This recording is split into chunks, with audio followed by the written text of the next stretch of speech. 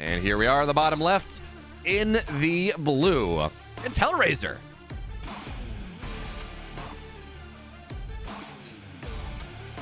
And his opponent spawning up at the top right, it is the Red Zerg player, Bly. And, well, we've already got to start talking about what is happening here, because Bly is going for the hatch first, and he is sending a drone across the map. This is going to be a proxy hatch. This is such a Bly way and a great way to start the series. Hellraiser, I mean, he's got no idea. He didn't get across the map for the hatch block. He won't see this coming until it sets up. He's going to pull the probes to try and deal with this. Going to go for a 6 probe pull. That is going to be a lot of economic damage already. This already feels like such a nice start for Bly. It really does. You have a couple options. 7. Yeah, that's a lot of... Hellraiser does not want this hatch to go down at all. He's no opportunity, no lings, no queens popping out. But there are a couple different ways, as you kind of mentioned, about how this works, right? You can either go, and there we go, there's the eBay or the Evo cancel as well. You can pull a bunch of probes, as Hellraiser has done. You kind of hurt your own economy to make that happen. Or you pull a couple, you do a little bit of damage, you rely on the Zealot that pops out. But that does open you up to a queen popping out. That does. Oh, do it again. Fly. Oh, he's just gonna block. Oh no! Oh! This is so bad because he didn't build the Zealot. This is a disaster. Oh God, this is actually horrible for Hellraiser. You ready for game 2, Steadfast? We're not quite there, but we're actually not as far away from that as we should be. All right, and at this stage in the game. This drone's going to be fairly healthy when it pops out, too, so it can deny mining just a little bit more. Look at how much Hellraiser's committing to this. It's 3 probes making sure we don't get a hatch down to the natural again. This is such a terrible position for Hellraiser. We will see... Oh, Adept does cancel its shade. We'll be able to pick off a couple of lings here, but this is an extremely strong start for Bly, and Hellraiser is going to need to find a lot of value with these Adepts in order to equalize. Look at the income chart. It's like a solid 300 in Bly's favor for minutes. Like, this is just not... I know the game's not over. It's tempting to say it is. Oh, you know what? 2 Adepts in the main base, a couple lings on the backside. There are not enough lings to deal with this, so drones do have to get pulled. And is this putting Hellraiser back into this game? Yeah, actually it is. 5 drones going down. That's actually 6 drones going down. That is really nice coming in for Hellraiser right now. Yes, he needed something like that, and that was, with the number of lings that were on the field, that's actually fantastic value. It's still a situation that I favor Bly because he is, look at this, he's popping out 11 more drones, and he will have this 3rd base. It is, of course, very late relative to when it should be, but this is still a really ugly situation for Hellraiser. Now, Hellraiser is going to go for the Void Ray here, and this could be a precursor to some double Stargate Void Ray play. It could just be a, hey, I want to be safe against everything. I want to kill off the early Overlord, and there actually are 2 Overlords here. So this is going to be juicy pickings here for Hellraiser, but I don't know. This is feeling a little bit. It still feels really tough for Hellraiser right now, for sure. It really does. And if you want to talk about the Void Rays for a second, I've talked to Estrella about this a good bit because it feels weird now to get Void Rays with all the nerfs that have happened and everything. But the way he explained it to me is pretty much, if you're going to get 2 Overlords, you know, it's 200 minerals, it's almost a guaranteed supply block on the Zerg, it's worth getting that Void Ray. It kind of pays for itself, and you have this power.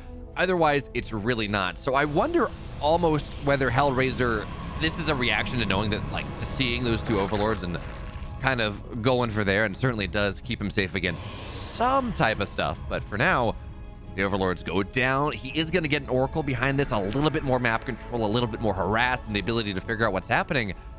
But Bly's not stopping. You know, Lair's halfway done, and it's not a weird timing if this was a normal game. But considering that this was a double hatch block, double Evo cancel, this is a pretty quick Lair. Yeah, we did see Young Yakov going for the Ling Queen Nidus play. But as I say that, we do see the Roach Warren coming on down, so it's unlikely we'll see that. Now, we got to talk about what Hellraiser is doing on the follow-up. He did not grab gases at the natural. He is going for what I have affectionately coined, but it was Eba who came up with it, Starglaves, which is where you go for the Stargate opener into that quick glaive adept attack. Now, in this case, it's not going to be the Zest style where you get the 4 gates. It's just going to be 3, but this is still going to be a lot of potential firepower and a lot of anti-drone damage. Speaking of which, Oracles will get into the natural. They will be able to grab 3 drones. That's pretty nice. Bly, once again, the macro has not been perfect, so he's been building a lot of drones all at once, but he's also getting a ton of gases all at once. I wonder what the play is here for Bly, because there's always a play. There's always a plan. Wow, a lot of Oracle damage. Oh my goodness. Jeez, yeah. And I was about to talk about how Hellraiser's Oracle micro was a little bit rough when he ran into the natural. The Oracles were not constantly moving, but Ling's on the counterattack onto this third base. All the Adepts on the other side, though, and they don't have glaives. It's 10 seconds out, but even still, that is so many Adepts here. But he's going to have to recall. Oh, no, he's going to recall the Oracles, I guess. Adepts on the other side. Steadfast, when we were getting ready for this series, we talked about how it was going to be so weird, and we saw the double cancel. I'm like, okay, that's being weird. This has gone absolutely off the rails. Completely off the rails here. The Lings would have been so good at staying on top of those Adept Shades, but they went across the map. They did completely clear out the mineral line. Nice Evo Chamber block here from Bly. Can he get another one? Yes, he can. Creates a little pocket of safety for these drones. Evo Chamber will get killed, and that means Bly, that's another loss that he kind of can't afford here. But at the same time, I mean, they're both going to rebuild workers behind this. This will turn into a weirdly stable. And if, hang on, actually, if these Adepts get more damage, it will not be an even game. And actually, they're going to get a lot of additional damage for just 4 Adepts. That was another 8 drones, I think. Yeah, that is quite solid. Yeah, so initially, I think it was actually going to be a wash, but with that last round of damage, I think that does put Hellraiser kind of over the edge. And I think that makes it a little bit better for him, but it's still a surprisingly even game based on how this started. Yeah, Steadfast, are you familiar with the concept of anti-micro? Of doing something that is actually worse for you than just kind of doing nothing at all? Yes. And that was that Evo Chamber wall in the third. Not only do you lose the drone, you lose the Evo Chamber on top of it. Anyway. For now, though, the Oracles are going to dive in once again, but this time they're Queens and Spores, and there's just little enough HP on them that they will be fine. But this begs the question now. You talk about how, okay, Bly's kind of behind now. He's been able to redevelop his drone count. But as I say that, I kind of like the Spire idea. On the one hand, your opponent is on Twilight Tech. You know that they have all these glaives, and this makes a lot of sense. And, we should be clear. This is the most Bly thing ever. Get Burrowed Roaches and Mutas at the same time and just try to make the game even crazier. Now, these Roaches, they're not going to get much done in the third, but in the natural, they're going to be able to poke on through. And Blink's not done yet, so you got to ferry some units over, and this is going to be even more dead workers. Because Steadfast, the game's not fun if we're just sitting fighting armies versus armies. It's so much more fun if we just don't allow anyone to mine. Man, I gotta say, I got a huge smile on my face seeing Bly doing this right now. The Burrowed Roach movement, he's actually really out multitasking Hellraiser brutally right now. Hellraiser does have an observer, but he's actually not able to stay on top of these roaches. But on the other side of the map, we do see a big push coming in from Hellraiser. Bly, does he have what he needs to deal with this? 2 Adepts going to shade into the main base, but we are going to see a lot of pros on the other side. Drones getting pulled. I think right now I like this very much for Bly. I'm kind of sad. He targeted the observer down and then didn't just burrow all the drones and keep them safe. But I guess it makes sense. You do need this army to fight with, because that stasis trap doesn't really get much. One Stalker's been left way back in the cold, but for now, Hellraiser is going to be forced back here. And the target now is a Queen gets stasis. The target for Hellraiser should be these Queens. He has that Void Ray. He has these Oracles. He still's got the Oracles on the map. If he can do that, if he can knock them off the map, suddenly this pressure becomes a little bit more powerful. But for now, the Roaches seem like they're finally dealt with here on the other side of the map. And did that Spire completed Steadfast? So Bly, he's not in the best economic position right now. He's only got 52 drones. 9 mutas. Okay, this game, why build an army that can fight when you have an army that can kill probes instead? I mean, yeah, you already started off with 38. You're down in the number of workers. So of course, it's not about who has more left. It's about who kills more workers, apparently. Bly is definitely looking to get more and more harass done here. God, what a fun game this has already been. I was worried that this was going to be one of those like very boring games. This has been anything but boring here. We've already got some wild stuff brewing. Oh, Mutas. Oh no, they run into the army. Fortunately, Hellraiser blinked back just as the Mutas turned around.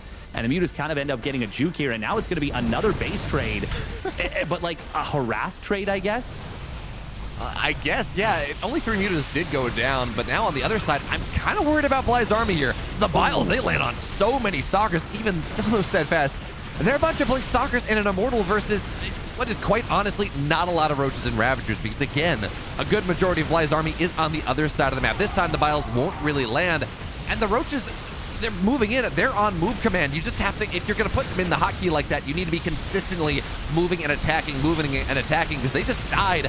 Oracle's on the backside. They're going to get all the queens, and now these Ravagers, there's not a lot that they can do. And Steadfast, you know, a lot of things matter. Having an economy matters, but if you can't beat the army, it's not going to matter anyways, though, because Bly has enough reinforcements. And Hellraiser, man, what a crazy game one. That was wild. While that whole fight was going on, yeah, Bly was gutting the economy of Hellraiser. And something we didn't mention going into this series is the Bly effect and the fact that Bly has a huge advantage in head-to-head versus Hellraiser. I've talked about this a lot. I mean, you know that I'm a bit of a baseball fan. I know that you are as well. The knuckleball effect. So in baseball and in anything, there's a normal way of doing things. It's the ball, you throw it, it's flat. With a knuckleball, there's no air current. So it acts in a way that cannot be understood under normal circumstances. We saw that in full effect in game number one, and I'm so here for it. Steadfast, I got a question for you, though. So when we talk about the knuckleball effect, these really good knuckleball pitchers, they have a dedicated catcher. They have a bigger mitt, quite literally, to make sure that they can catch them, that they practice with them. Does that mean that Bly should have his own dedicated caster pairing? I mean, like with bigger webcams or something, you know? It's just like 4 people like in a room with like 19 TVs, and they're like, okay, what is happening here? Like deep analysis, you know, like it's the meme with the numbers all coming across the screen, trying to do all this advanced calculus, and then Bly's just like, what? I just made a spire, and you're like, no, Bly, it was so much more than that. It's like, you're like high school English, and they're like, analyze this. The author says the sky is blue, and you're like, well, the color blue symbolizes the author's depression at the time because they had recently been broken up with, and also symbolizes just how cold it is out there because while it is the middle of summer, it is unseasonably cool day by about 2.5 degrees centigrade. So the author, dives deep into the symbolism. And by the way, the fact that it is a slightly lighter shaded blue means that Bly is going to go Mutas in game number 2. Right? That's how deep we gotta go. And then it's just like, no, the sky's blue. Like, what are you talking about? Yeah, just chill out. It's fine. You don't need to go that deep. But I mean, Bly, he always has something, always has a card to play, and I'm here for it. And let's see if we can see more of the same in game number 2.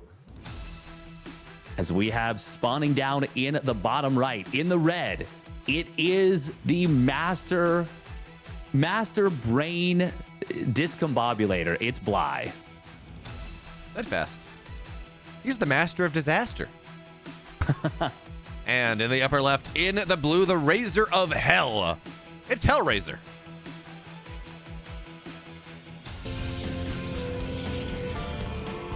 Man, what a fun game number 1 this was, and I am so happy to be wrong. What is this probe? Okay, this is anti-Bly this play. Makes sense. This is absolutely an anti-Bly play.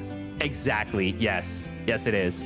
And oh, by the way, Bly did this against Gung Fu Banda on Wednesday, and he really should have won that game. Gung Fu Banda did a great job of coming back, but Gung Fu Banda wasn't prepared. Bly took that as his natural. He got all the gas. He went Swarm Host into Swarm Host Nidus, and he went like Swarm Host Roach Ravager, that idea, and then eventually into Swarm Host Nidus. So Hellraiser attempting to just cut Bly off at the knees, but unfortunately Bly's knees are bionic, and he just kind of jumped over the knife, and we're okay. Yeah, exactly. Bly did that thing where he's like, "What? I just took an expansion. Like, what's wrong? Like, you know, you're like, he's got this cheeky smile, and the principal like calls him down to the office, and he's like, "What? There's nothing here. Don't worry about it." You know, he's just a cheeky, sneaky player, and I love seeing it. Steadfast. Are you ready to do some like deep 19-screen Bly analysis? Maybe. Okay, so I don't know.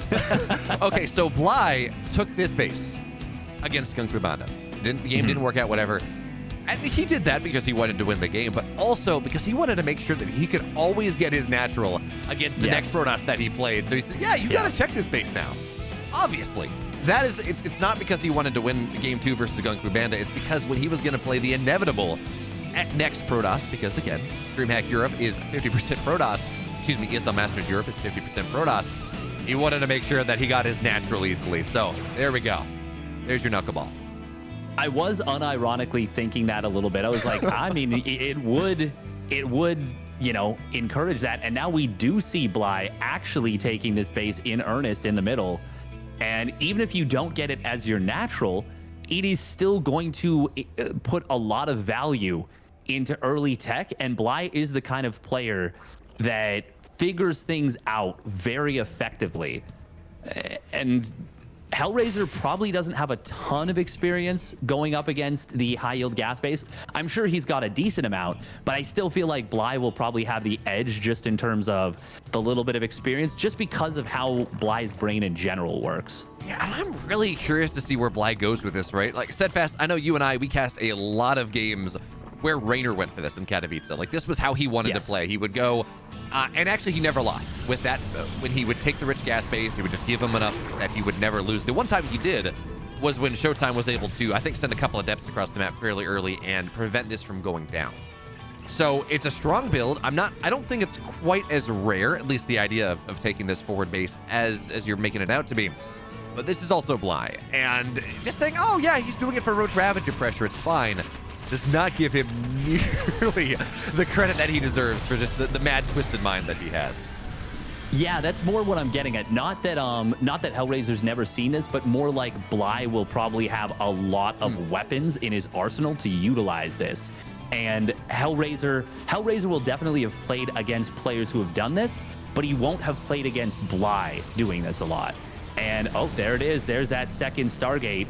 Now, we do see 2 oracles already being produced, but this could actually still be double Stargate Phoenix, double Stargate Oracle, or double Stargate Void Ray. My money is on Void Ray, but I wouldn't be blown away.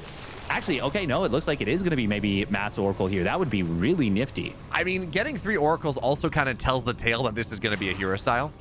So it's a lot of map control. There is maybe a world where that happens, but Steadfast, I'm with you. I want nothing more than to have Hellraiser drop maybe a Twilight, get charged, and just build double Stargate Oracle and just go really lean into his old, well, not old, but lean into the old builds. Go pull an SOS here. Like, go Oracle charge lot.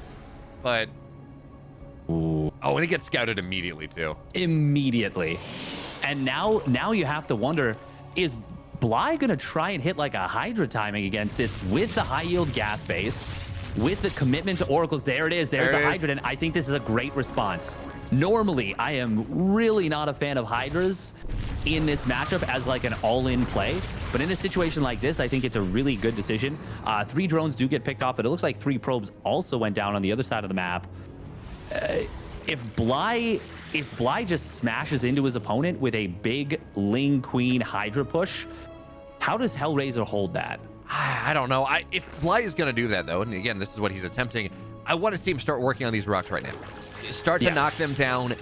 This map can be so fast through the middle of the map if you get the rocks down. If you can't, well, it becomes a bit of a problem. Although I guess in Bly's favor here, he has literally 1 Ling on the map. Like, he has absolutely no... He's got a couple queens, sure, and he does want these queens for the push, but he really has no ground army that can kill the rocks. So for now, Hydras are on the way. And actually, this Hydrodin is pretty exposed here, Steadfast.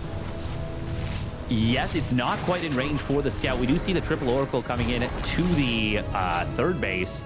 Void Rays do pick off the gas. That's very nice, but he still didn't see the Hydra Den by like a pixel. So this is actually not going to be picked up on just yet. Hellraiser does get the quick robo. If he gets quick robotics bay and adds on disruptors, that'll make things a lot easier for him. And there we go. He is getting that robotics bay. This will help him a lot. This will help him a ton. Bly has too much gas, right? He's got, what is it? It's 5 gas, but it's 6 gas, right? He does have that, that rich gas base. And Ling Queen Hydra does not need that much gas. Like, the balance here of Bly's economy is off a little bit. He's still going to have a lot of Hydras, certainly. But I do think that's, I mean, maybe he could have a couple more Hydras when the push happens, but for now, the rocks are going to go down. Steadfast, talk all you want about a Robo Bay and disruptors and things. They will not be ready by the time this push happens. We have 5 shield batteries on the way, but it feels too late.